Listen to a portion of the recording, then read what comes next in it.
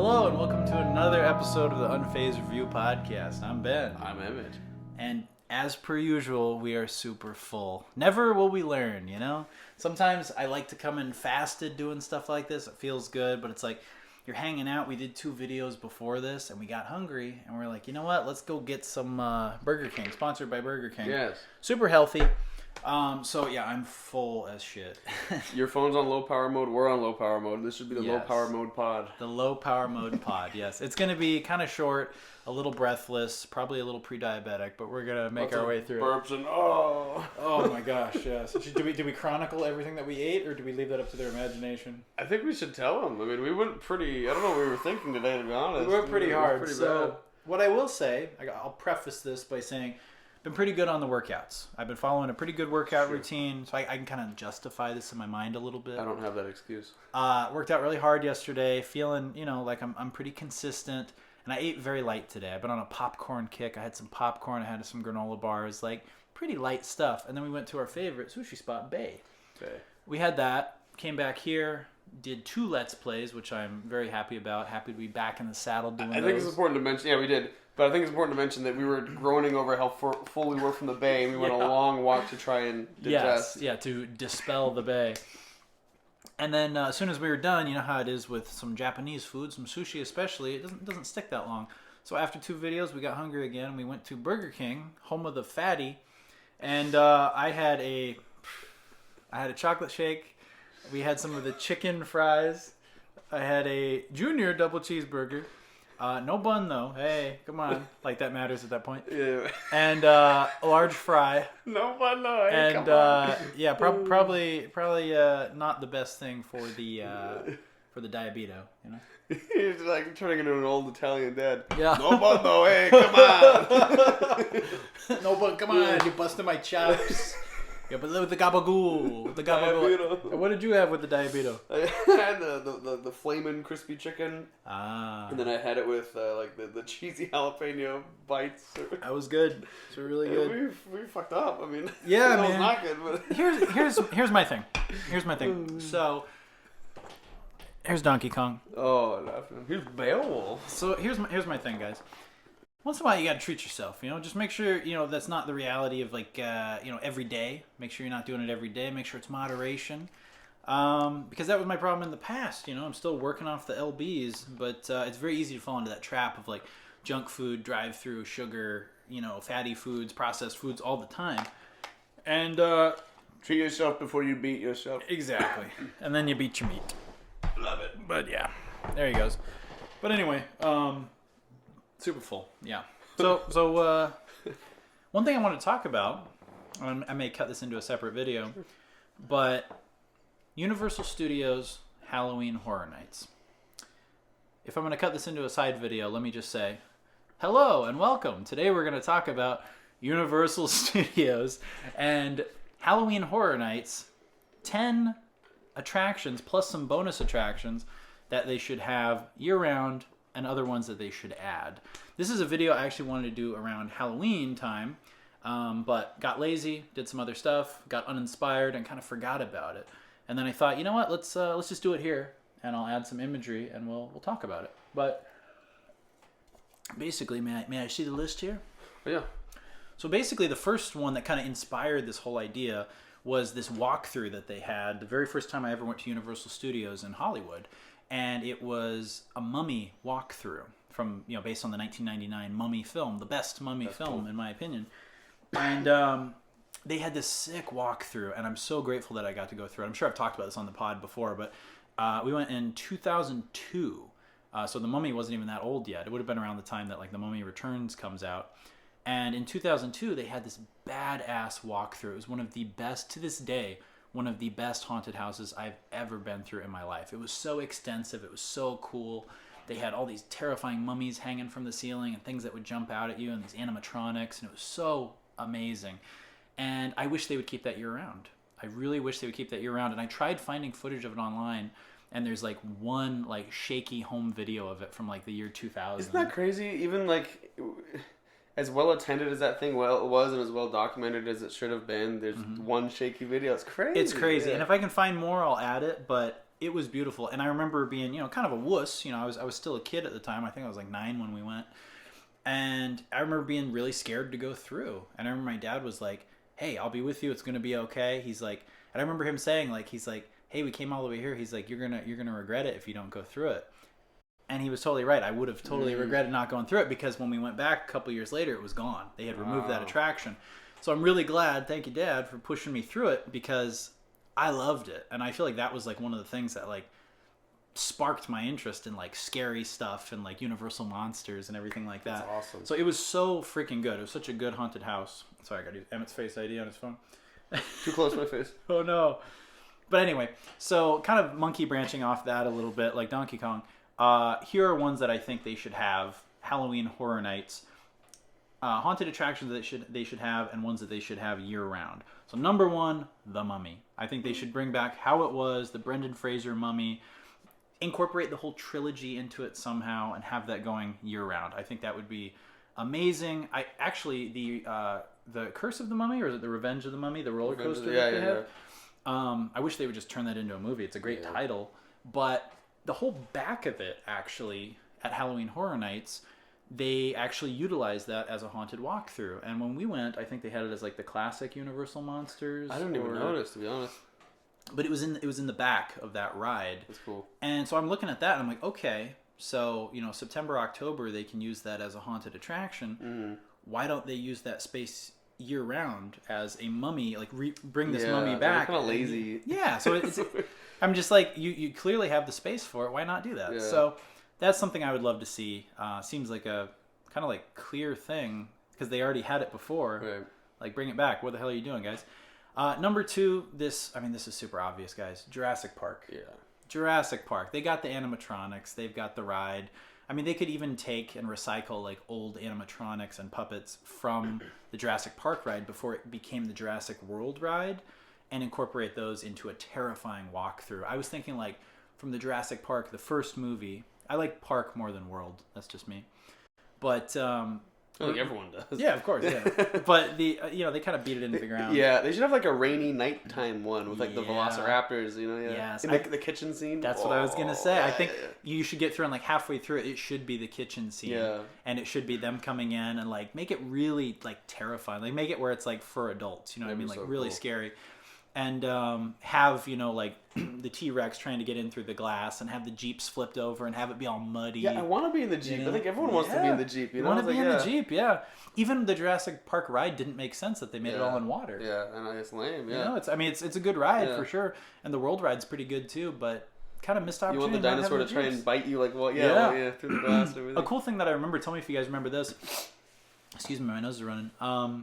The Jurassic Park ride used to have a Jeep that would fall over the edge. I remember that, yeah. And then almost land on you. You remember that? I do remember that. That was crazy. Bring that shit back. That's so obviously Jurassic Park would be a fantastic haunted attraction year-round, or just for Halloween Horror Nights, but I think year-round would make more sense, right?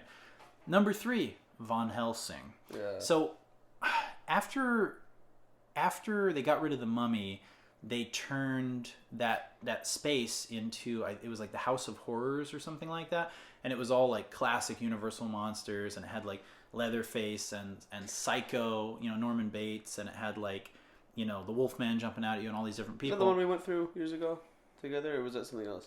I think we did. Yeah, I think we did too. Because we went before like everything changed. Yeah. Emmett and I went like 12, 14, probably about 11 or 12 years ago. Moly.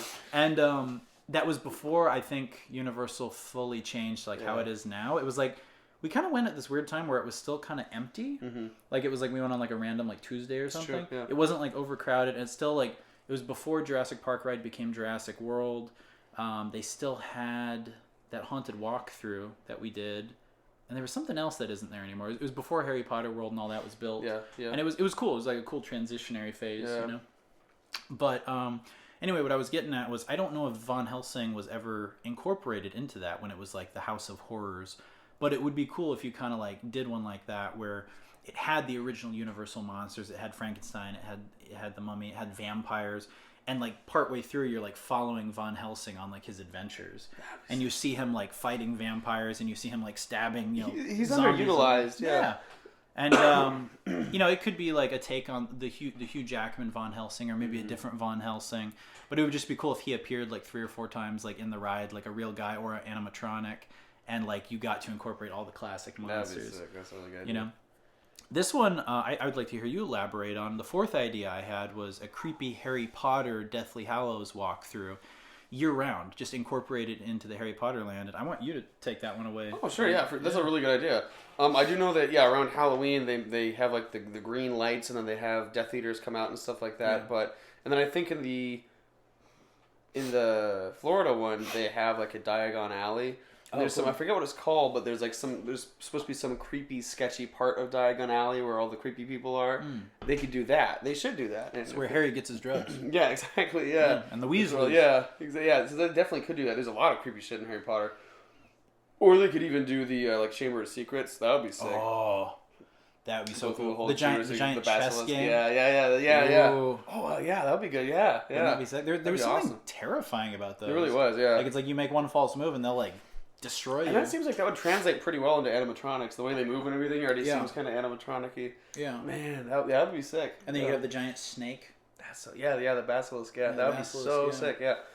And I think Diagon Alley would be easy. It'd be easy to make that creepy. There's a lot of creepy stuff that goes down there too. But yeah, if they wanted to turn it up a notch, then they could definitely do the trials at the end of Sorcerer's Stone, or do the Chamber of Secrets.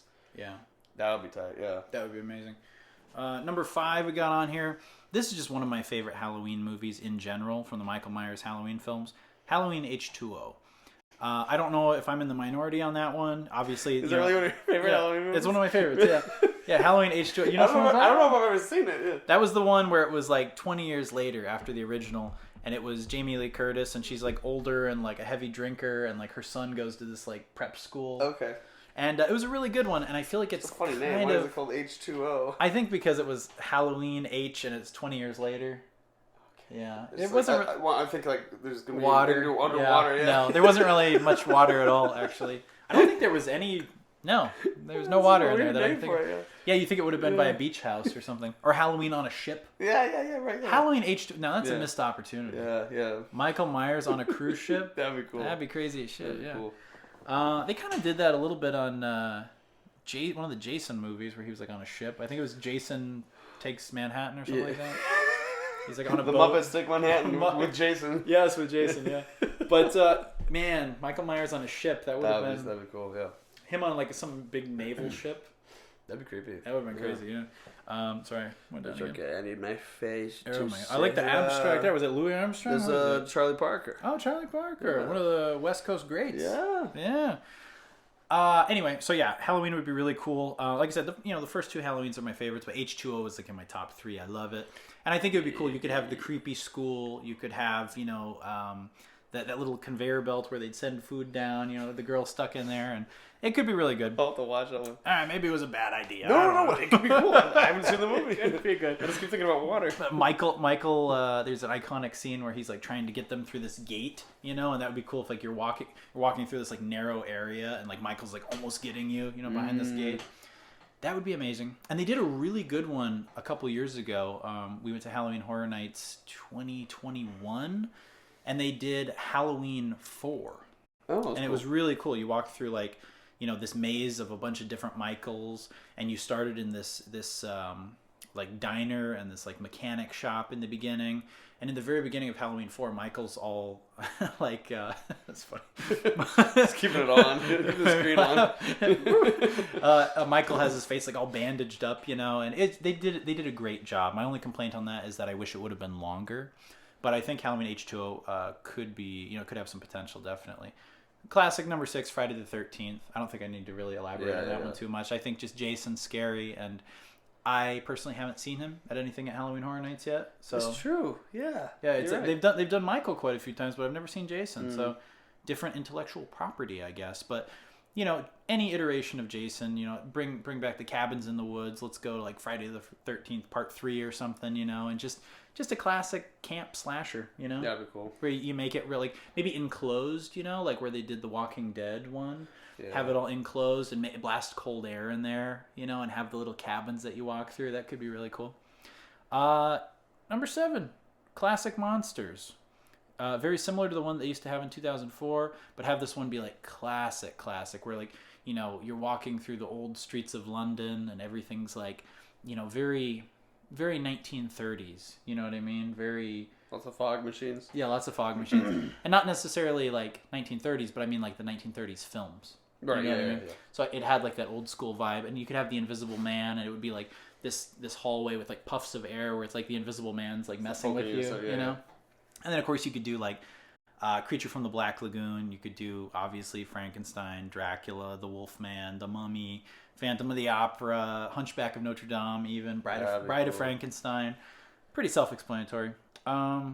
This one I think you should take over. I think number 8. I think you should take over. Ooh. Yeah, I don't have a lot of ideas for that one, but I think it could be very cool. And correct me if I'm wrong, that House of Horrors that they used to have, I remember James saying that they had props from the thing in there, but I don't know if they ever like expanded on it and did a walkthrough for the thing. Correct me if I'm wrong if they've ever done that, but yeah, I don't think the thing that would be a really, really fun one.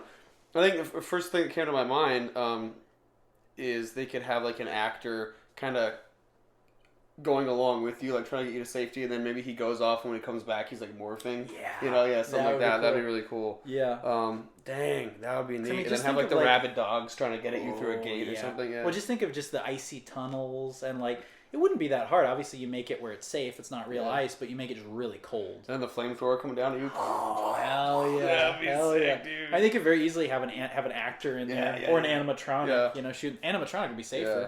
You know? That'd be so cool. Oh man, that'd be the sick. thing would be sick. And then you can do the next one too. The Haunting Mansion. That's it. You guys can figure it out.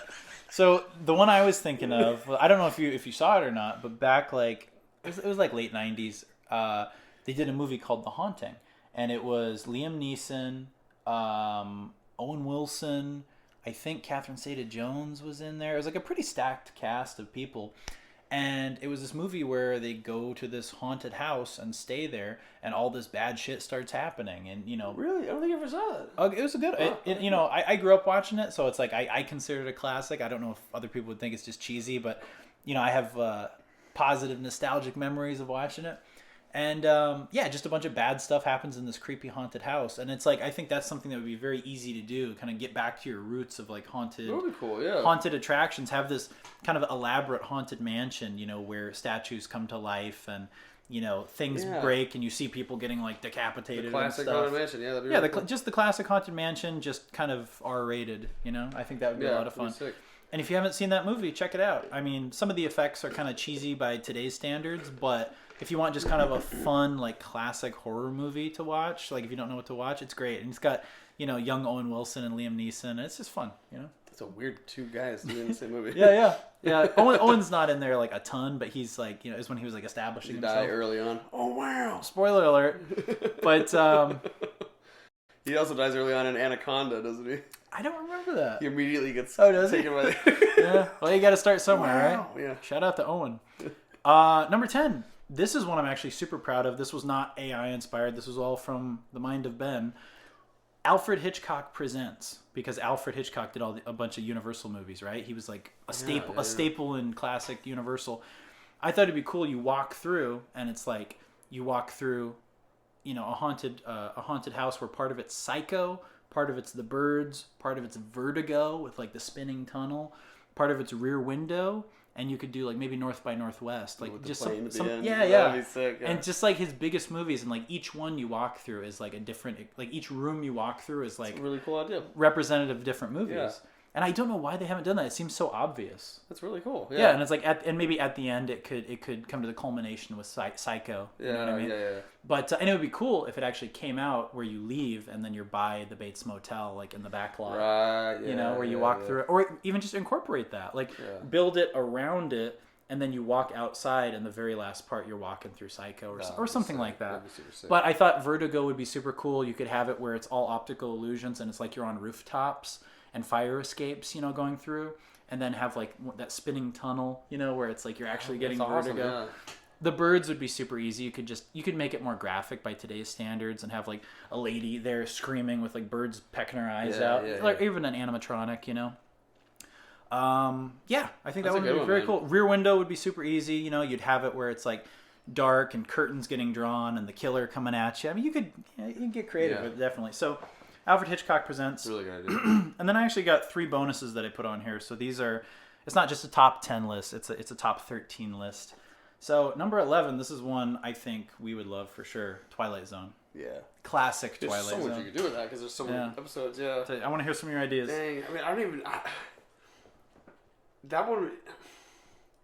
That would almost have to be its own world, like Harry Potter world or something, where it's like, you know, a creepy neighborhood, like a creepy, picturesque 50s neighborhood, but then like the closer you look, the weirder things get. The weirder it gets, yeah. And maybe it could almost be like one of those horror, like a Fear Farm where there's actors that kind of come up to you and fuck with you and shit. Yeah. That would be really cool. Yeah, I'd love for that to be like an open area where you could just walk around and get fucked with. It would have to be a little more immersive, kind of like Harry Potter. Yeah. And you'd have to pick like, I mean, it'd be hard to pick just like 5 episodes because you know they'd go just for like the fan favorites, like the Terror at 30,000 Feet or whatever, and the what is that? The Monsters on Maple Street or whatever. Yeah. But I'd like to them to get a little deeper. Like instead of just focusing on like 5 episodes, focus on like 20 episodes. Yeah. And like really like, you know, do some fan service, you know. And you know it would be cool. Some people would say, well, it's not really relevant anymore. I disagree, man. Like Twilight Zone is iconic, and it'd be cool to introduce it to a new generation. Mm-hmm. You know what I mean? Yeah, it's timeless. I mean, good stories are good stories. You know, whether it's from 60 years ago or whether it's from a week ago. You know what I mean? But yeah, I think Twilight Zone could be amazing. They should definitely do. I was just thinking. I think one of the most famous episodes is like the Pigmen one. Yeah, and they could do that. Like everyone's like looking at you weird, and they're all like the big people. That'd be so cool. good. Yeah. There's so many good ones, man. Yeah. There's one that I really love, and I don't know if a lot of people talk about it as like one of their favorites, but it's kind of an eerie episode. But it's this couple who wakes up in this unfamiliar town, and they had been drinking a lot the night before. And she's like, "Oh man," she's like, "It's crazy that we drove, you know." And she's like, "It's a miracle we're alive," type thing. And he's like, "Yeah, we must have just fallen asleep in our car or whatever." And they start walking around this town, and then they can't find anybody, which is like a lot of episodes, but this one's a little bit different. They basically, go in and they find that like the food on the tables isn't real. They try to like eat this piece of cake and it's like made of rubber. They are in North Korea. And do you want me to spoil it? Sure. You sure? All right. If you guys haven't watched this Twilight Zone episode from like 1960, they're in a Barbie doll house. Fast forward, and I won't do any spoilers for you. But yes, they are in a dollhouse. Oh, okay, cool. Yes, all they're right. in a dollhouse. Yeah, and then the girl is like coming to like get them and play with them, and it's like they're in like this. It's almost like they like kind of died and like essentially went to hell, and like that's their hell is like being part of the ride. Yeah. It'd be great. And this giant hand comes down to get you. But so many good ones. So there's a lot you could do with that. Number 12. This is one I was kind of proud of. Just a random one I came up with. The Paris Catacombs. That'd be really cool. Yeah. And you have all the skulls and stuff down there, and you kind of maybe make something up with it where it's like you'd have to have something. There's like a cult down there like doing some creepy like satanic type stuff. That'd be sick. And then have all the skulls. The big thing would be like claustrophobia and skulls. You know what I mean? But it would be cool if you could have parts where people jump out at you, and it could be I don't know. I don't know why that pairing of words is so funny to me. Claustrophobia and skulls. Yeah, that's the name of this podcast. The Low Energy Claustrophobia and Skulls podcast. And then very last one, the last bonus for you, number 13, Zombieland Abandoned Amusement Park. Yeah. So you go through, and it would be kind of similar to the Walking Dead vibe, but you go through and it's like this abandoned fun house and carnival, and then zombies come out and jump out at you. And you do some movie tie-ins, from Zombieland. And those are my ideas. That's awesome. So Universal Studios, if anyone from Universal is watching, we're very excited about the Dark Universe, but I think you should absolutely take some of these ideas and implement them year-round, and also use some of them for Halloween Horror Nights. Oh, for sure, yeah. Yeah. And last time I was there, I was thinking how much of a waste it is that they don't... I know you haven't seen them yet, but the How to Train Your Dragon movies, they should definitely have a ride for that. Like, just... They should. Ride... Maybe you're riding the dragon, I don't fucking know. I think they are going to make one, but... Ride the dragon! It's I think it parallels the new live-action movie that's coming out. Which, though, looks exactly like the animated ones. Shot for shot, just live action, which is stupid. That's like what they're doing with not Finding Nemo. What the hell is it called? Lilo and Stitch. Yeah. The trailer for that actually didn't look horrible. I mean, the bar for this stuff is so low. Sure. I mean, it's Lilo and Stitch. It's like, it'll probably be nice. It'll probably be fun. Yeah. as long as they don't push it too much with what they did with Snow White, then I think it should be fine. Yeah. And yeah. Anyway, guys, if this is going to be its own separate video for Halloween Horror Nights, thanks for watching. Remain unfazed. Back to the podcast. Beautiful. Yeah. So yeah, no, I fully agree though. Yeah, I would love it. We gotta sit down and watch the How to Train Your Dragon movies. I'd be honored. They're great. They're really fun. That and A Serious Man. Yeah, so Yeah. What a weird 2 movies. But yeah, we should definitely do that. It's the back-to-back. But yeah. So take it away, buddy. Anyway, the 2 things that I want to talk about, and actually I tried like 3 times to make a rant video about this, but I felt I wasn't articulating myself well enough. But I think it might just be more fun to have a conversation with you about it. Cool. So I think it was like on the red carpet for Snow White or something. Rachel Ziegler wore this backless dress, and there was photos of her with Is she the one that's playing the new Snow White? Yeah. Okay. And she does have like natural jet black hair. She's Latina. I think she's like part German and then part Latina. But so in the photo you can see like a little bit of like blackish peach fuzz down her spine. You said she's German and Mexican? Yeah, I think so. Yeah. She's a sauerkraut burrito. Yeah. Exactly. So yeah, you can see like back hair. Yeah. Yeah. And so like it's just like little peach fuzz, but it's there. And then this guy on Twitter posted that picture, and then he like zooms in on the back hair, and he said something to the effect of like, ew, basically, right? Okay. It's kind of poking fun. Who is this guy? The guy who posted it on Twitter. Oh, just a random. Just a random guy. Yeah. Okay, I thought he was like a host or something. Yeah. And anyway, you get like 58K likes, and then I just thought this was really interesting, like on a psychological level. A woman retweeted it saying something like, "Tell me you've never been with a woman without telling me you've never been with a woman," like insinuating that, because he in his comment he is making the case like that's like abnormal, weird, gross, and then she's saying like, if you think that's weird, then you've clearly never been with a woman. Yeah, typical online interaction. Yeah, right. Yeah, and it got like way more likes. Her retweet. Look at that clap back, girl. Exactly. Yeah. Now, my thing is like, I think, and yeah, of course, the narrative is like he's a misogynist incel, and she's like this boss bitch who clapped back, right? Classic. But I think, like, women on the internet, a certain sect of them, not all of them, but the ones that would be in a argument like this, are like really openly and pretty constantly shitting on guys like a lot. Yeah. And teasing them and putting them down, and I just made an Instagram story last week that I think you saw, where I just unfollowed someone on Instagram because they posted this TikTok that said it was like these women frolicking in a field, and it was like, I love being mean to men, and it wasn't like a BDSM thing. It was like I know her, and she actually just like doesn't like men. They just like kind of like bullying or being disrespectful towards dudes. Yeah, and they always get that pass. Yeah. And so my thing is like, I think the dude being mad at the, joking about the back hair, it's not the nicest thing in the world, but I think in the grand scheme of like the internet, it's very like benign. It's not. Yeah. It wasn't super hateful or anything. And her response was actually a slightly deeper dig, and I think the fact that she had to respond so vehemently and so nastily and get such a big uproar about it, pointed to the fact that it did like affect her.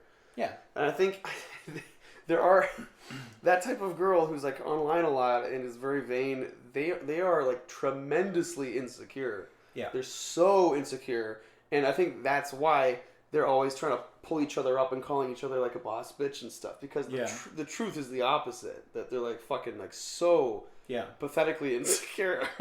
And I want to mention that because I don't know, like the heat is always on dudes. And I'm just kind of at a point where I'm sick of it. Yeah, like, and there's a lot of girls online, not all, there's some good exceptions for sure. There's some funny chicks I follow on Instagram and stuff that are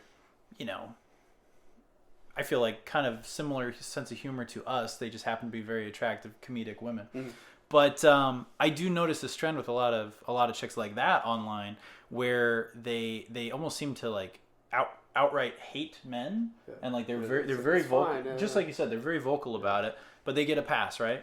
And if the shoe were on the other foot, that guy would be like blocked and canceled and demonetized, and you know what I mean.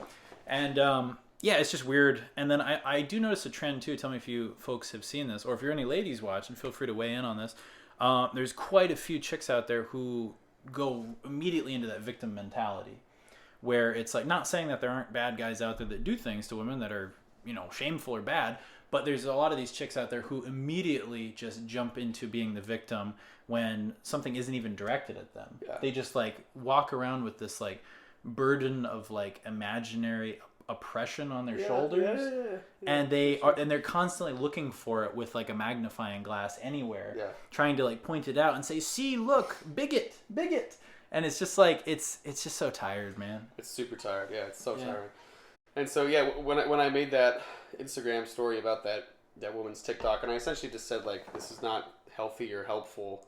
It is like a huge generalization, a huge and unhealthy generalization, and that says way more about the woman who's posting it than men. The woman who's, agreeing with this horrible negative overgeneralization about men. And then I had another follower engage in a discussion with me about it, and just in direct messages, and she was respectful, but she was like, as a woman, there are so many nasty guys out there, and like I think little TikToks like that are kind of just fun and silly, and we don't, it's not a big deal. And then like she.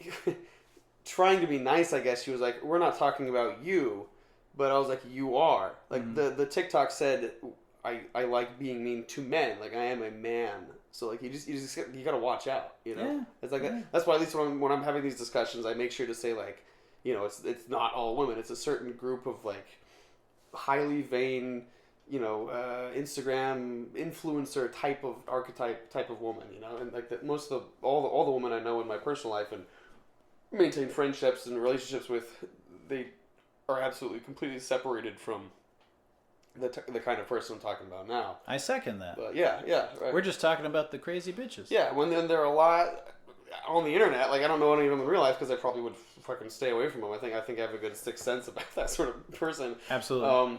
But they're the noisiest ones on the internet. And to the back hair thing, I will say I had long-term relationships with two girls that had jet black hair, and while they did have like a little bit of peach fuzz here and there was not anything on their back. So I don't know if that was part of their grooming ritual or but that is kind of a strange thing, and and it's a different standard, right? Because I'm a dude, I got hairy arms, bald guy, right? But as far as a woman goes on the red carpet who's going to be showing off her back, it is a little unusual to not like wax your back, Yeah. But hey, to each their own. I know that is like a big feminist thing, is where they want to like prove a point with like they love like showing you their armpits, the hairy armpits and stuff. Yeah. That's like the kryptonite of like the feminist against the evil men. Like So maybe that's her thing. She wants to be au naturel, Yeah. But it is what it is. Snow White and the Hairy Dwarfs. Yeah, just such a mess. I just think it's worth. I'll take any opportunity to mention how I think the boss bitch girls on the internet are actually like the most frightened, insecure, pathetic people that I'm aware of, and it's like I'm so sick of the narrative that goes the opposite direction and says like they're great. It's like, if you have to keep the magnet, the level of like self-love that they always do, they're always like talking about how great they are and how much they need to like self-care, self-love. I'm taking a day off to like just for me, blah blah blah. Like they're always doing that. Women on the internet. I think they're doing that to kind of like reassure themselves. Because they're scared and they don't feel good about themselves. Yeah. But that's gonna make it worse. So you don't see guys doing that. It's weird. I gotta go, buddy. I got self-care day. It's okay to do that sometimes, but like when we're all supposed to like clap for it all the time, it's like gets really like. It's too much. You know which one I keep seeing a lot? Do something worthwhile. To kind of piggyback off of women online who are shitty. The whole, like, the guys that always come up, like, man on the street interviews with dumb chicks who are drinking. I fucking hate those videos. But it's always like, what do you look for in a man? She's like, 6 feet tall, 6 figures, 6 months out of a relationship. It's like, God, I'm so tired of that. Like, I get a lot of that on my feed, and I'm trying to be like, not interested, but it just keeps coming, man. I don't know what's going on, but it's like that's the first thing that says 6 feet tall, 6 figures, and it's just like, okay, we got it. And then why is the dating scene broke in your opinion? Because men are trash. Yeah, right. It's always the same answers, man. And honestly, I'm done. Like, you guys have heard this before, right? Like, this isn't an original thought right here.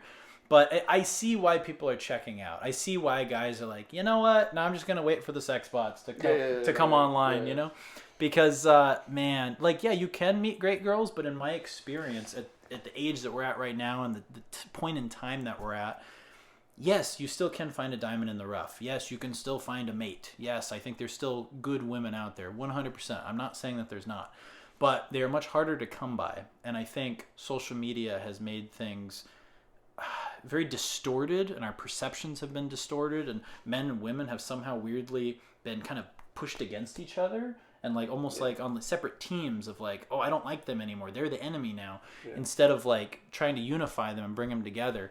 And like men like approaching women is like now seen as like creepy and bad and not a good thing, you know, when before it was like people are trying to meet each other, people are trying to get something going, to go and get into relationships together. And everything's been kind of like turned on its head, you know what I mean? Yeah. And I guess what I was trying to get at was like, yes, you still can find good quality women out there, but they are much harder to come by. And I think at this point in time, like when you get into like your early 30s and beyond, like most of the good girls are taken. They're either in serious long-term relationships or they're married. And like I said, there's always outliers, you know, don't give up. You know, there's plenty of fish in the sea. But just realistically, you know, I think most of the ones you're going to find out there, not all, but a lot of them are going to be kind of shitty, like surface level, kind of broken chicks that you're going to meet at bars and stuff. They're going to be, you know, kind of crappy. That being said, you might meet some cool girls too, but there's just going to be a lot less of them the older you get. Yeah. Yeah, no, I fully agree. It's just like sad. I don't know. I'm just kind of tired of it. And that's again that type of girl I'm not even like attracted to, for sure. I'm like repulsed by them actually. So it doesn't affect me on a personal level, but it's just like really annoying. Mm-hmm. And the more I see of it, the more I'm like I do kind of feel bad for guys out there because they're like the pickings are a little slimmer. Mm-hmm. And I know guys aren't perfect either. Like like to your point, like we shouldn't really be thinking about men or women. It's just people. Like people are either good or bad. Yeah. And that kind of brings me to my next thing that I want to talk about. How there's been a slew of female teachers almost week by week now getting caught. Do we get to say the fruit word instead? Yeah. Graping students. And the only slightly interesting thing I have to say about this is that, again, one of the things that a certain group of women openly bash all men about is that, like, it's easy for them to blame men for all the world's problems. Yeah. Right? And they say, if like, oh, we're gentler, we're kinder, it's men who are violent, right? Mm-hmm. And, you know, to be perfectly frank, men are usually the violent ones because we can be. Women couldn't be violent if they wanted to, like men can. I mean, I think we all understand that, right? Mm-hmm. You know, like a woman can't just come up to me or Ben and just start attacking us. We beat the crap out of them. But here's the thing. Let me chime in on that though. Yeah. Being in public, there are a lot of women who outright will hit guys. Oh yeah, because they know they can get away with it. And there are a lot of women who are violent. Yeah. And guys are kind of backed into a corner because they can't defend themselves because they'll be the ones who go to jail. Yeah. So it's like. It goes both ways, but there definitely is a double standard, and there definitely are women who have proclivities for violence. Mm-hmm. Oh, for sure. Yeah. And it's not cool. And I think the abundance of these nearly always female teachers committing these acts kind of points to that, because this is a situation where they have a little more physical dominance because it's the people who are not fully grown that they're interacting with, right? Mm-hmm. So I think in that scenario, when they have that upper hand, they're doing the exact same stuff, and in this isolated situation, as teachers, it seems to be at a similar rate, you know? Mm-hmm. Well, one thing I notice a lot with these stories over the last, like, I would say 10 to 15 years, correct me if I'm wrong here, but it seems like it's almost, what would you say, 80 to 90% female teachers graping and getting involved in sexual activities with male students. Yeah. Very rarely is it the other way around, based on what I hear on the news. Correct me. You definitely have your PE coaches and stuff, but you know, I mean, it's a classic. But and those are always dudes. But usually it's like a female English teacher or something. It's weird. And then you hear these stories where it's like, you know, 27-year-old, female English teacher in Texas, has gang bang session with, 18 of her students. And it's just like, what's going on here? It's really great because I always see people calling out the word usage in these things because they never use the fruit word. It's always like forced sex on or something. Like they are terrified of using that word when it comes to a woman doing it to a male. And the only reason we're careful saying this is because we don't want the video taken down. Yeah. It's not a matter of not wanting to say it. It's a matter of not wanting this content to be pushed aside. Yeah. But so anyway, and first of all, the other thing that blows my mind about that, I mean, my first point is essentially that I think men and women both have the capacity for violence, of course. But because generally men are significantly stronger, women aren't beating the crap out of everyone because they would get the crap beaten out of them. Like it's very simple. It almost goes without saying, or it should go without saying, but you're not like supposed to say it sometimes. Yeah. And you do see a lot of videos online of women like hauling off and hitting guys like in road rage situations and stuff. And I think that's just because so many people, not just women, but so many people have gone unchecked, where it's like they think they can just physically assault people and damage people's property and stuff without any repercussions. And that's not always the case. Yeah, definitely not. And I hate the hypothetical narrative that like women are like the really peaceful ones and the world would be perfect if they were allowed to just run it exclusively. It's like it's clearly not. They're pretty nasty. I mean, guys can be pretty nasty too. I think everyone can be pretty nasty. So it's just stupid stuff. It's very I don't know. And they're allowed to just get away with just spewing this crap. It's just it's kind of annoying at this point. Well, I think a lot of times, and hope we're not losing any of our lady audience here, but I think you can agree with what we're saying though if you're a logical thinker and you just look around. But yeah, I think a lot of times these ladies get passes because guys want to bang them.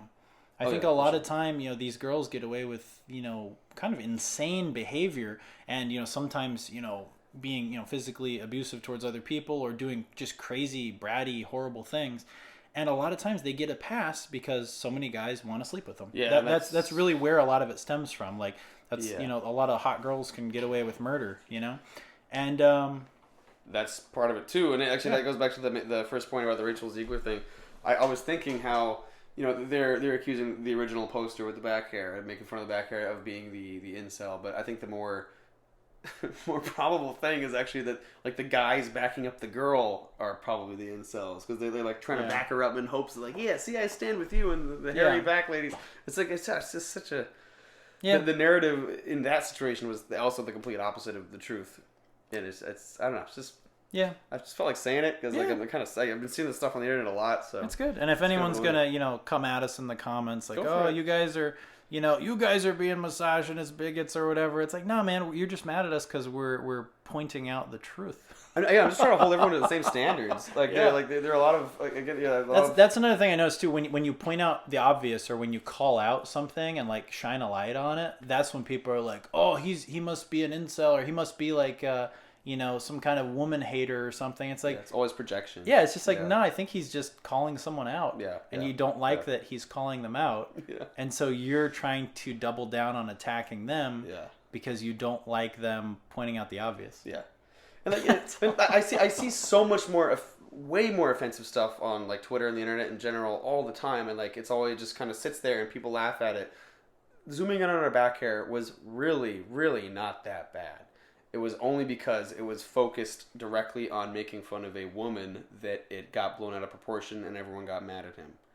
And like that's so abundantly clear to me, I'm just wondering, did they zoom in on her mustache? Sorry. Anyway, that stuff needs to be said. Sorry, but it's true, I mean, I think it the core of your mind, it's true, even if you're too afraid to agree with it.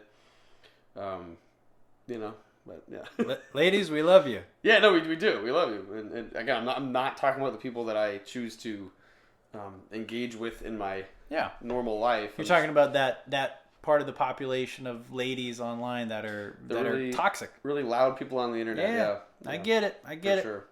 Wax your backs.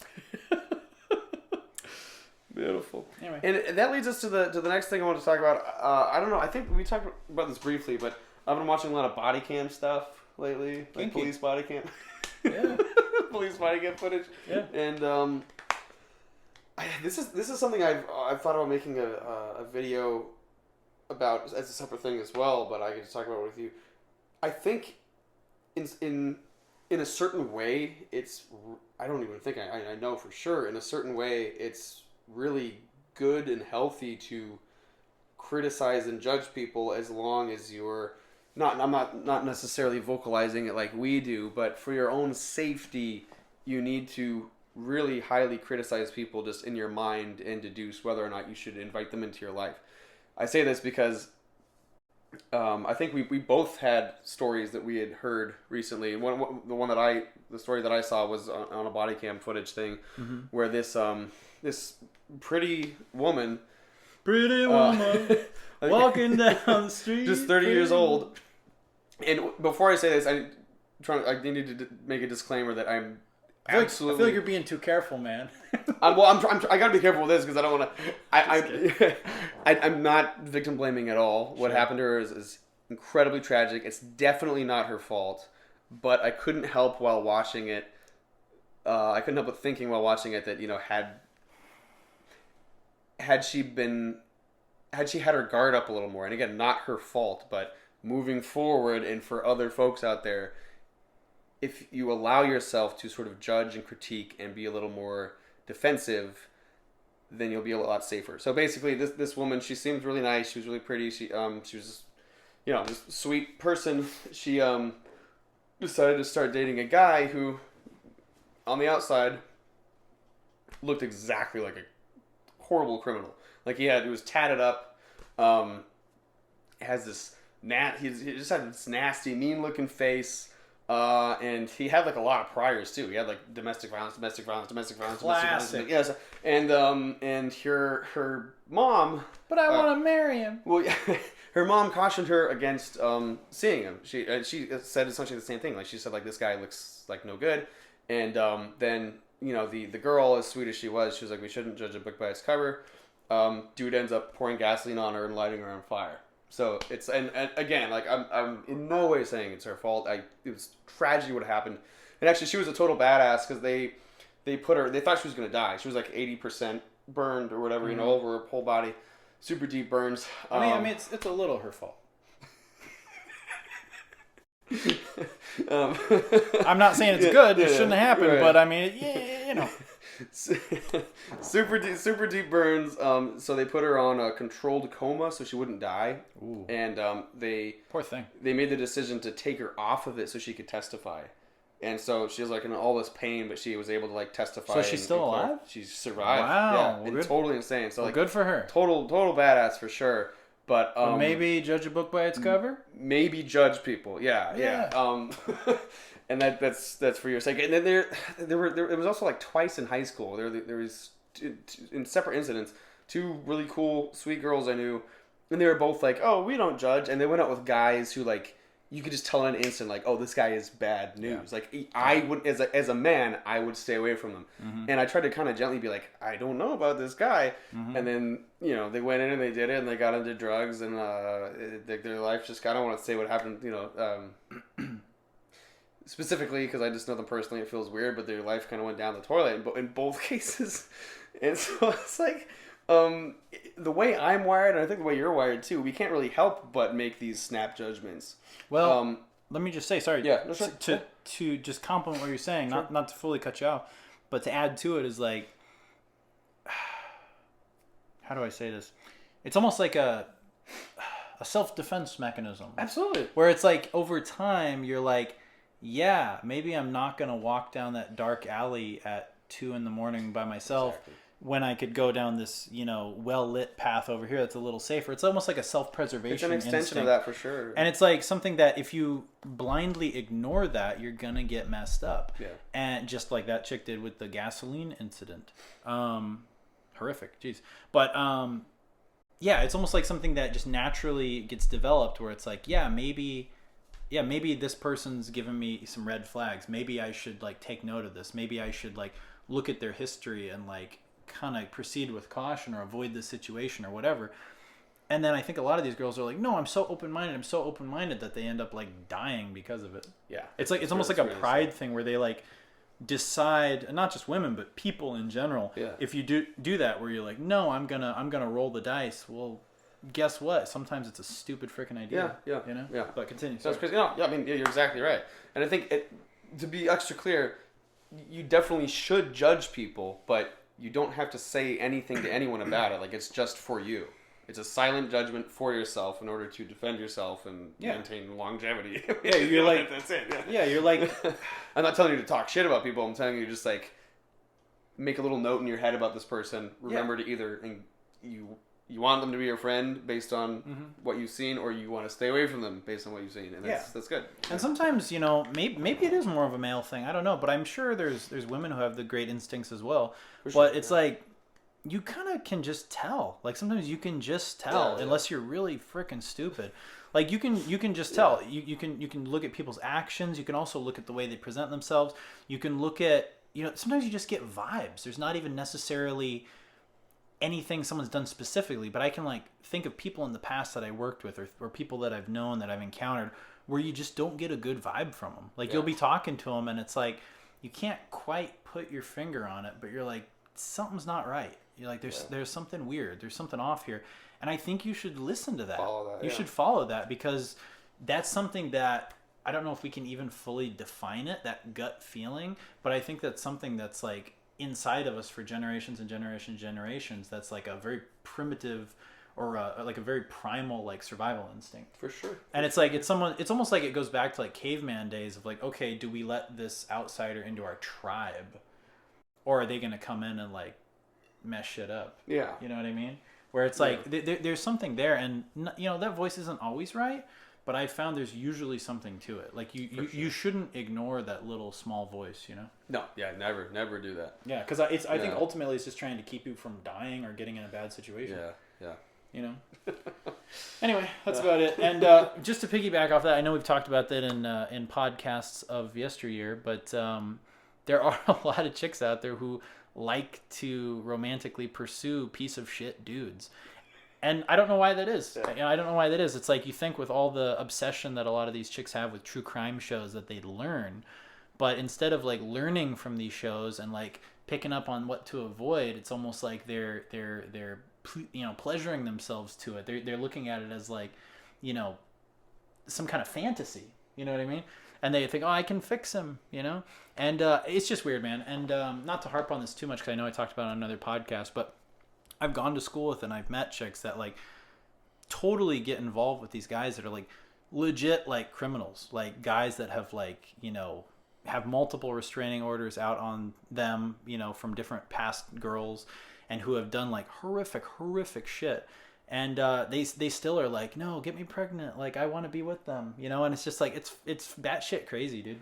Yeah, I don't know if that is some like perverse sense of like, if I'm with the dangerous guy, then I will be safe type of thing. But I think it's just stupidity. Yeah.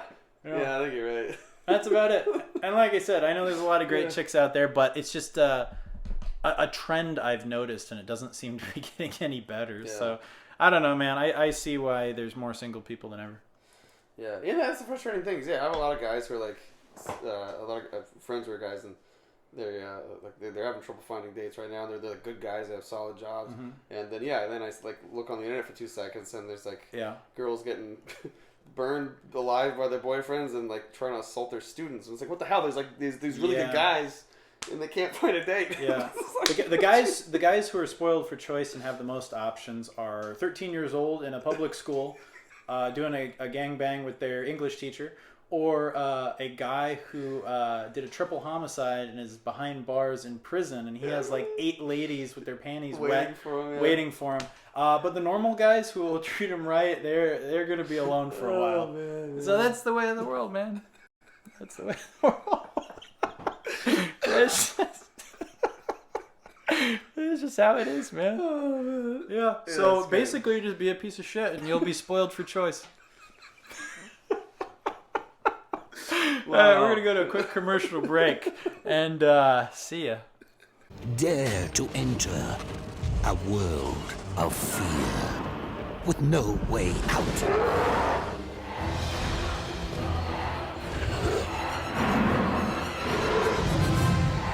Face California's fastest and scariest indoor roller coaster. Your souls belong to me. Revenge of the Mummy, The Ride. Coming summer 2004 at Universal Studios Hollywood. I want to be pampered by natives.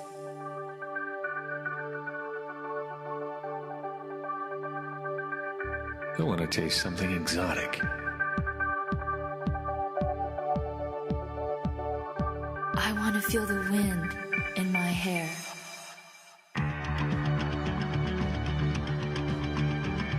I want to take part in a native ritual.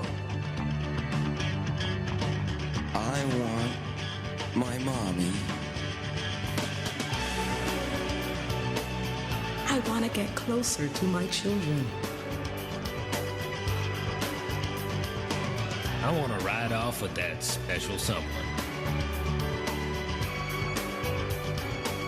I want to...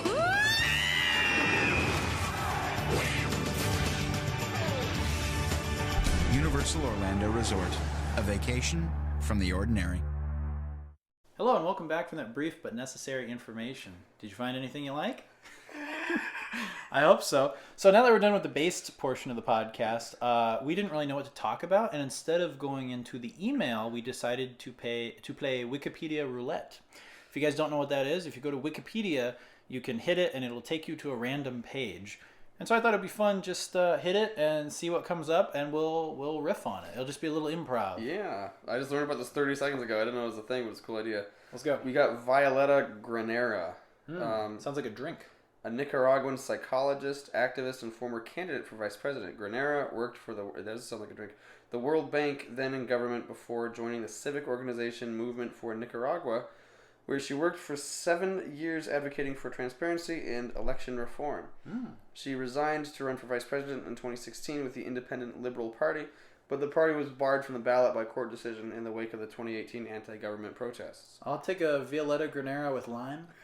No salt. She became involved in the Blue and White National Unity opposition group, and in the run-up to the 2021 Nicaraguan general election, she was among the opposition leaders arrested. Didn't end up good for Granera there. Now here's the interesting thing. Not a lot of guys going after her when she got locked up. What's that about? That's hilarious. What's that about? All right, what do we got? Let's see. A flower? All right, the Olegarina. It's a flower. Belonging to the family Ericaceae. Oh, a planet in Star Wars. Yeah, sounds like. How do I go to the next one right here? Just like refresh. Oh, I lost it. Oh, there it is. There's a new one. Centro Hospital Universitario de Coimbra. Okay. Oh yeah, I guess you just clicked there. I don't speak Portuguese. All right, let's go to the next one. Is this in English? Koska polynomial. In mathematics, Koska polynomials, named after the mathematician Karl Koska, are families of polynomials that generalize the Koska numbers. This may have been a mistake. They gave us the definition. The definition, like, just had the two words in the thing. Like, I didn't learn anything from that. All right, Is that it? Oh. All right, here we go. 1985 World Judo Championships. The 1985 World Judo Championships were the 14th edition of the World Judo Championships and were held in Seoul, South Korea from September 26th to 29th, 1985. Pretty exciting. And you know what? I wonder if Daniel LaRusso was there from Karate Kid. That would have been good. Oh, one we need to watch. I showed Emmett the the trailer for it. It might be a fun watch along video. Let me know if you guys would want to do this either on Patreon or on here. It was a movie called Sidekicks that came out in 1993. Oh, okay. And I loved watching it as a kid. And it was this kid who, I forget his name, but he sadly passed away, the kid, when he was super young. But he was this kind of asthmatic kid who would just daydream and have these really, vivid daydreams. Sounds like me. And it was actually the biography of Emmett. And he would daydream about being sidekicks with Chuck Norris. And he'd always be rescuing his hot teacher or the girl in class he had a crush on. And it would be Chuck Norris doing all these crazy the hot teacher ninja that would moves. later assault him. Yes, his English teacher that they would gangbang. Anyway, sidekicks. With Chuck Norris. Classic. Come on, Chuck, let's double team her. All right, Billy. It does look like a cool movie. You showed me the trailer. It's fun. It looks awesome. I actually just watched it recently. I hadn't watched it in like 20 years, and it was super fun and super cheesy and 2 thumbs way up. We gotta watch Sidekicks and then 3 Ninjas Kick Back. I would love that. Double feature. I would love it. Last random wiki thing because it sounds cool. Order of Philip the Magnanimous. Ooh. The Order of Merit of Philip the Magnanimous was an order of chivalry established by Louis II, Grand Duke of Hesse. On the 1st of May, 1840, the name day of Philip I, Landgrave of Hesse, in his honor to award extraordinary military or civil merit. It was the 2nd highest order of the Grand Duchy of Hesse. This is exactly what it says. It's like something I'd call a little dog. Oh, the Grand Duchy of Hesse. Before 1876, when it was displaced to the third by the revived Order of the Golden Lion. That sounds badass. The heck is that? I want to be part of the Order of the Golden Lion. Sounds like a good bar or a sex shop between here and Tucson. Dang, I think people just hang out and they have a cool. We should have an epic name. I mean, Unfazed Review is cool, but we should have We should. The Heroes of the World podcast. The Heroes of the Unfazed region. It's so larger than what it is. Yeah, it's gotta be bigger, and you gotta have little medals that you give people. We should have Unfazed medals. We should have Unfazed medals. Cool. Yeah. What would be on it? Just like sunglasses? There's sunglasses and a sun. A sun, yeah. With the smiley face. And then the biggest tier would be a shining sun with sunglasses. Smoking a stogie. Oh. That would be it. That would be it. And then we have really beautiful uniforms with the They've got to be very Sergeant Pepper. Yeah. Well, let's see what else. What else should we talk about? I think we got another maybe 10 minutes on here. One thing I was kind of thinking about doing a rant, but I think it might be better to talk about together, was I was kind of thinking, and I may still do this as a rant on its own eventually, but I was thinking, what if we actually gave 100%, consistently? And I know that doesn't sound like much, right? You say that, but really think about it. What if... And Emmett's probably one of the few people I know who actually comes close to doing that. I know he wouldn't say that because it's he and I, we have our lazy moments, right? Yeah. But, this guy's, written books, has YouTube channels, makes great music, makes albums, is a teacher. He does a lot of shit. Thanks, baby. And it's but there's, sometimes in your mind when you're a creative type and you're putting stuff out, you always think, oh, I could be doing more. I could be doing more. Or you kind of put yourself in check a little bit, or you keep yourself in check when you notice that you're your output goes down a little bit. And I was just thinking about that. What if, we gave, or I gave 100% very consistently? It's it naturally comes in ebbs and flows where sometimes you'll give 70%, 80%, and then 20%, But what if you really just went at it? What if, for me, what if I really went at it and went 100% all in on YouTube content? Really and truly, not half-assing it, not doing it once a week, really treating it like a full-time job, putting as much effort as I do into shitty day jobs. What if I put that same amount of care and time and passion into short films or skits or vlogs or all of the above, And then I started thinking, I'm well, that would be amazing, but also it's kind of unrealistic long term. You can't do that. You can't be giving 100% all the time unless you're like Tom Cruise. And even then, I'm sure Tom still has downtime, right? And then I started thinking, I'm well, consistency is really key, right? And what if you gave 60 or 70%, but more frequently, 3 or 4 times a week? Looking back on your year, then it would be oh, cool, 3 times a week I gave 60 or 70%. That's better than nothing, But I don't know. Like I said, not sure if this is really worthy of a full rant, but I was just thinking how cool it would be if we actually had the discipline and the power to be no, I'm going to go 100% on everything consistently. Creative output, learning new skills, learning instruments, or in your case, putting out music, or fitness or diet or whatever it may be. And that's about it. That was the idea, but it's just crazy how we fall back into comfort. We fall back into habits of being lazy and not putting full steam and full energy into the stuff we actually care about. It's this weird self-defeatist attitude that people fall into because it's easier and comfier, Yeah, no, I know exactly what you mean. It's ironic that you kind of said I'm close to that, or you're thinking I'm flattered that you think that. But because I'm kind this is a good man. Thank you, BB. This is a good man. But I've been feeling that a lot for myself lately too. I've been thinking the same thing. And I think like just this last couple weeks ago, I had my spring break at work, and I was going to record the last 3 songs for my album, and this job that I have is the worst side effect of it is that I'm constantly like a little sick.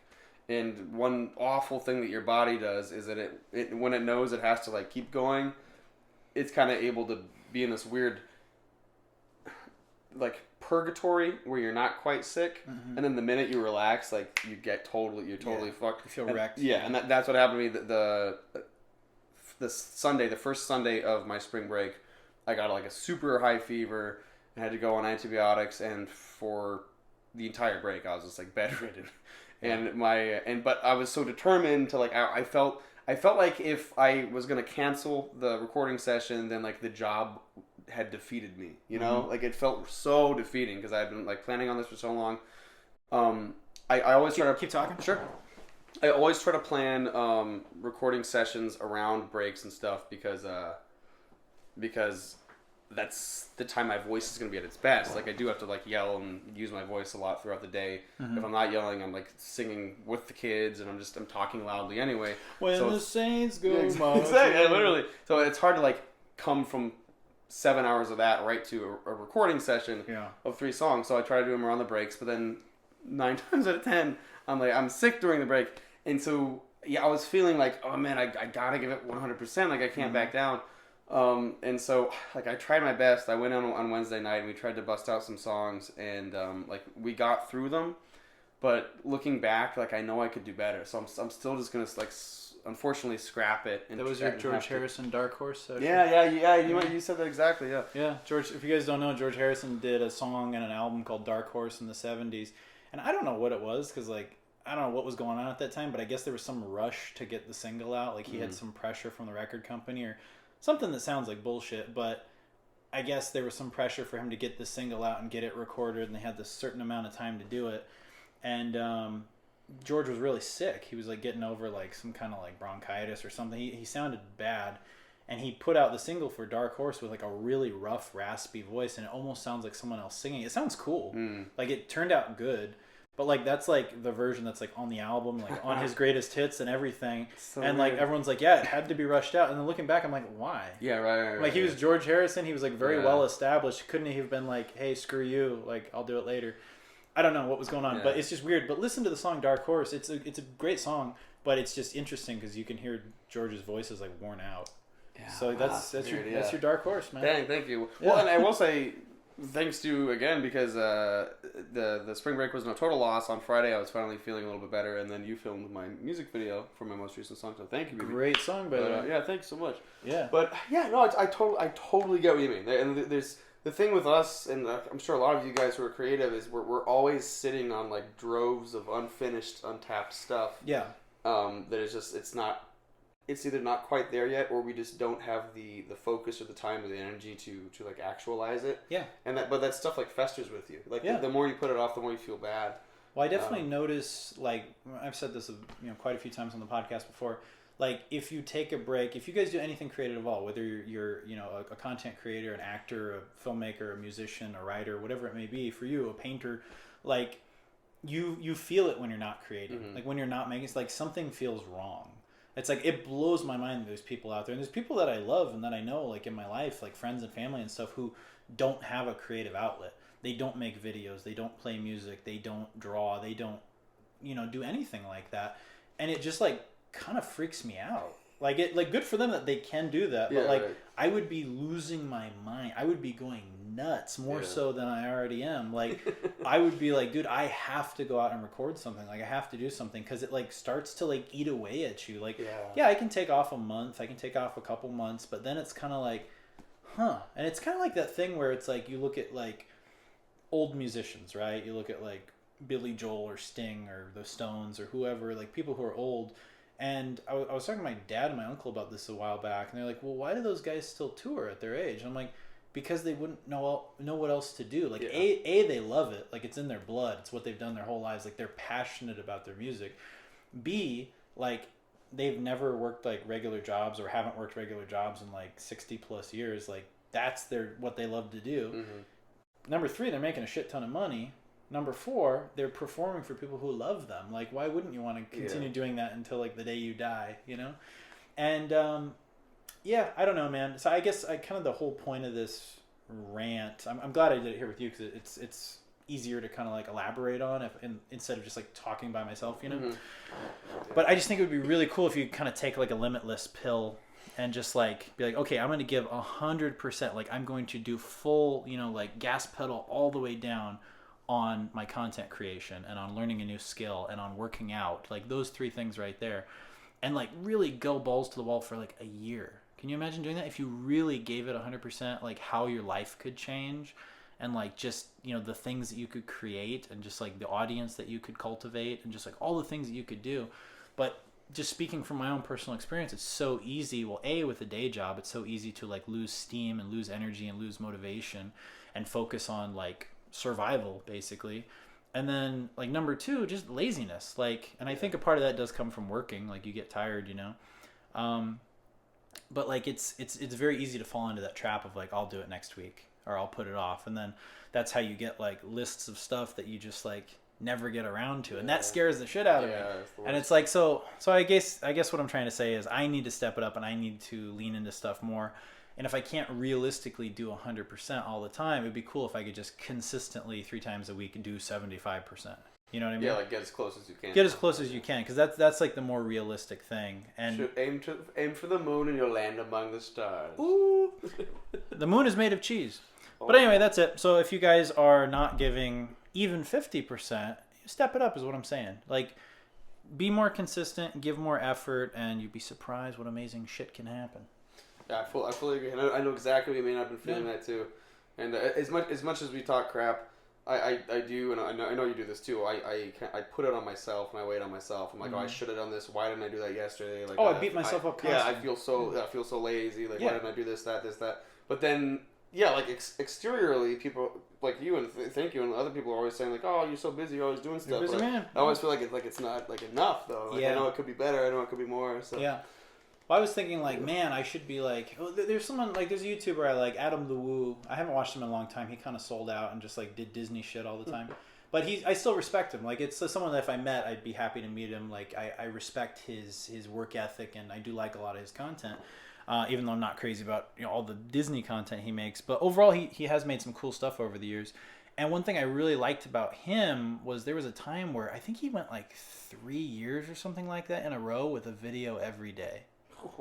There was a point where he was like living in an RV. Like, he bought like this old RV. This was back like before he like sold out on anything. Like, this is when he was like a legit like independent content creator.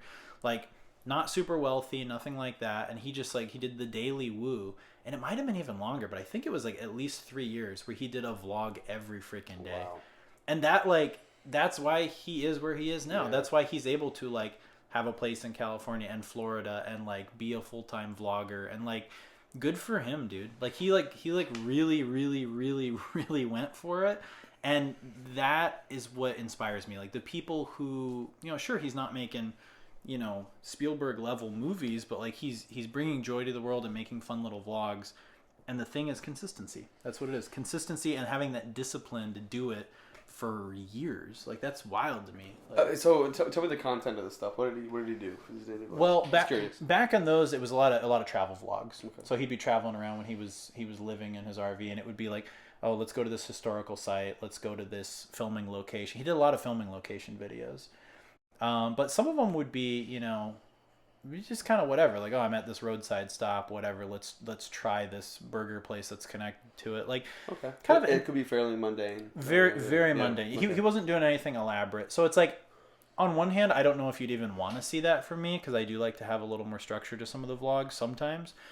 But at the same time, like, it's pretty badass. Like, can you imagine doing a vlog every day for 3 years? I will say that, and this is another way where we're kind of hard on ourselves. Like, yeah, like, we feel like if we're going to make a video, and it's good to have this sense, I think, in general. Yeah. If we're going to make a video, it better have, like, a purpose and a point and a core and a reason. Yeah. But a lot of people, like, I have a friend who really likes Stray Kids, which is a Korean pop band, and just a bunch of guys, like 8 guys, and Stray Cats. Yeah. And they do vlogs all the time, but it's like literally, like when we were just eating Burger King out there, like if we just filmed that, as it was, not putting on a show at all. We just post that. That's what they do. Wow. It's just like slice of life. Like they don't even try, but people eat it up. Would you guys like to see that? If you guys would like slice of life videos, you want that? If you guys would just like to see like one thing we're doing in our day, then there's 2 of us, so if we wouldn't have to do a video every day. We could do a video every other day and just go back and forth. That could almost be its own sub channel. Yeah. Or its own playlist. If you guys would be interested in that, let us know. But I'd be down to do that. I think there's something in me that feels like It almost feels like almost like giving you garbage, Yeah. It almost feels like not to compare us to Picasso, but we're like Picasso. But it's almost like Picasso. Like, did you hear that douchey story? Not to compare us to Picasso, but we're like Picasso. Not to compare us to Unfazed but shirt. we are like Picasso. But you ever hear this story about Picasso where it was a very douchey story, and I like Picasso, but it's a very douchey, shitty story. But basically, Picasso was eating at this little douchey diner, and he was like hanging out, right? And I might be butchering the story, but essentially the gist of it was he wrote down like a doodle as like a tip and gave it to somebody, and then they were like, "Oh, I don't want this" or whatever, and like threw it in the garbage or something, and then someone was like, "That's Pablo Picasso. What are you doing?" And then she went to get it, and then like maybe I'm butchering the story, but from what I recall, I think he like took it away from her and was like, "You don't deserve it because it's worth more than your entire year's salary or something like that." And anyway, maybe I'm butchering it. Maybe Picasso wasn't a jerk, but what I'm getting at is I feel like when we make little scribble notes on napkins like that, that's what we're giving you. When I feel like if we really took our time, we could give you kind of a cool painting. Okay, I see what you're saying. You know what I mean? So it's like I'd rather not give you the dirty cum napkin with the Picasso. But it's still got the Picasso on it. Exactly. So, Yeah, I don't know. Maybe that's a bad example. I like how you said... So, you said, not to compare us to Picasso, but we're like Picasso, and then you call him a douche. Oh, I'm sorry. I actually really like Picasso. Are we douchebags? That's Maybe a little bit. I guess I am right now. Yeah. But, I mean, I like his Cubism era. His Cubist. You know what's interesting about Picasso? Yeah.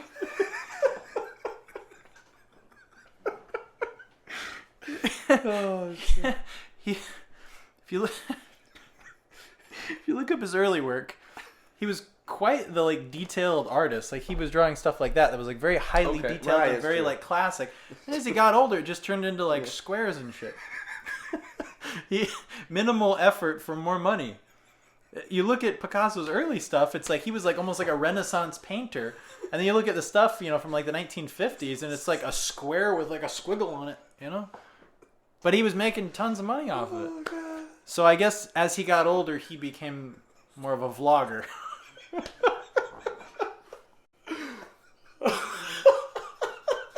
is the funniest thing I've ever heard in my life. Oh my god. He became more of a vlogger. Oh my god. So basically Picasso's Adam the Woo.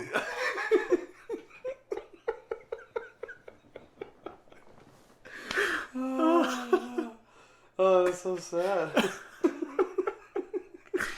Oh god, I'm crying. Holy shit. Oh my god. But hey, I mean, if we could think of fairly interesting things we do every day. Yeah. I'd do it if you guys want to see that. Like, I hike the Papago. Nobody wants to see that shit. Hey guys, you want to see me take a bath?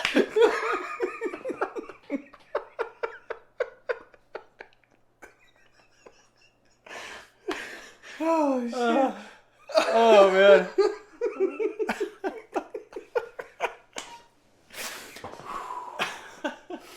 All right, well. We should talk about one more thing. Where's it to go from there? Burning up. Oh, Jesus. Holy shit. shit. Oh, no. Oh, no. You blew us off. Everybody. Oh, man. Help me. Let's tell the story about this, then we'll end it. Vegas? There's actually a video of this. So this picture right here, this is probably, 2021 maybe? Yeah, about 5-ish years ago. About 4 years ago? Yeah, I think it was 2021. If you can see it there. But that was us out front of the High Roller in Vegas, the big giant Ferris wheel. And we looked unimpressed, but actually we were very excited. And then we went on, and Emmett was super terrified. Yeah, we made a vlog of it. And, if you guys want to watch the whole experience, yeah. I was very scared. Heights and me do not go well together. I'm not a big fan of heights either, but it was okay because it was enclosed. You know, if it would have been wide open, I would have been freaking out. But it was actually enclosed, so it felt a little bit safer. Yeah, and that was it. Yeah, that was actually there is one interesting thing. I don't know if we got it on film, but that big dome thing with the giant face now that's all LED. And the sphere. The sphere, yeah, that was in the middle of being built, and we got a really good look at it from up there, and it was just like this like metal shell, but you could tell it was going to be a giant circle, and we were trying to wonder like what it was going to be. And it's actually kind of cool because it was like half built.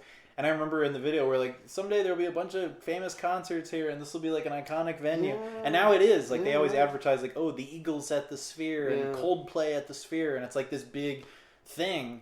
And it's kind of cool. It's kind of a cool little time capsule, you know. And cool. That was a fun trip. I'd like to go back to Vegas maybe this summer. Yeah, that'd be cool. It was a good time. Cool. Anything else you want to add before we end this beautiful little pod? I think that's it. I mean, on a serious note, if you guys would like to see our little like slice of life vlogs, we could think of something. Maybe we wouldn't do it every single day, but we could do it like at least once a week between the two. For sure, yeah. But you know, so like one from Ben and one from me a week. Yeah, I think that could be cool. As long as we just have to really change our mindset and be like, I'm not gonna care. I'm just showing you guys. It's so tough for me, but I would like to. And I think I mentioned this on another video too. One of my rant videos outside at Arrowhead Mall. I used to work fairly close to there, so it was very easy to go there after work. It was like literally like a 3-minute drive. And it was just a nice little area. I still may use it as a good ranting area, you know. And I was talking about how German in Venice, he's this guy, I think his name's Mike. He does this channel called German in Venice. He's this German dude that lives in Venice Beach, California. And sometimes I'll watch his stuff and I'll get inspiration from him because like that day before I did that rant video, I was like, oh, I don't know what to record. You know, I didn't have a lot of time. And it was like I recorded a video right after work and I was like kind of drained, you know, I wasn't feeling like it.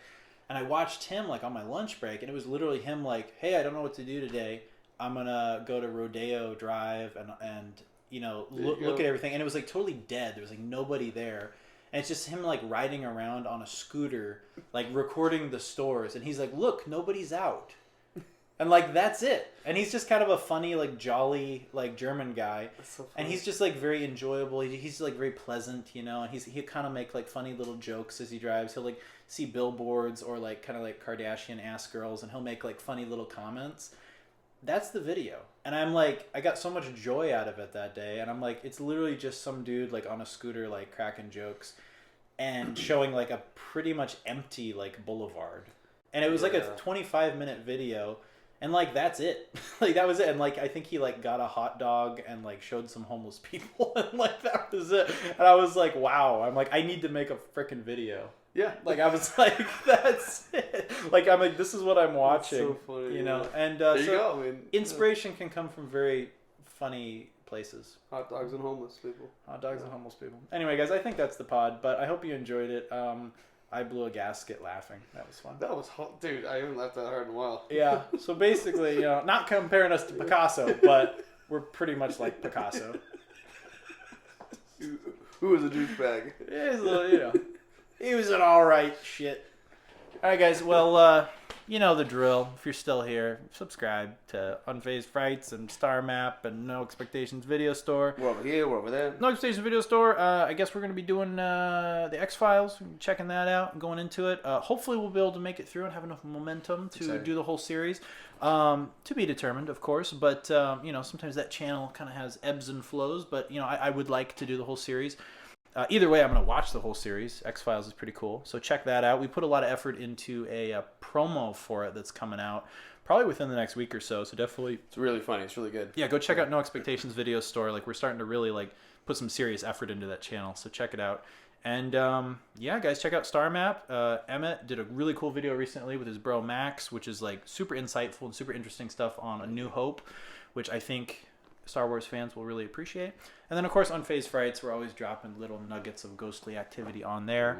And that's another channel I'd love to give not even 100%, but like 60% effort to, because I think there's a lot of potential there. Oh, for sure. Yeah. All right, guys. Well, remain unfazed, and thanks for watching. Love it. Bye.